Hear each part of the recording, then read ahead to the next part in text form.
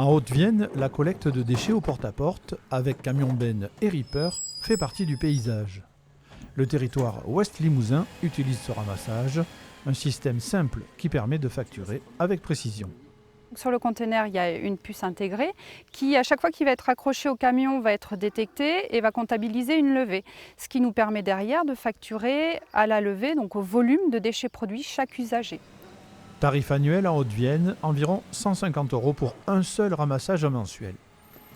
En Dordogne, ces grandes bennes à déchets toutes neuves sont présentées comme la panacée, un choix qui agace certains riverains. Il faut être costaud pour pouvoir, si c'est des personnes très âgées, et notamment des femmes, elles n'arriveront pas à mettre leurs ordures dans le conteneur. D'où l'envie du maintien des camions en porte-à-porte. C'est le vœu de la nouvelle directrice du syndicat des ordures ménagères de Nontron, qui hérite, malgré elle, de 800 réservoirs à déchets. Ces colonnes-là, il faut bien les utiliser, donc on va essayer de les mettre dans les zones les plus densifiées.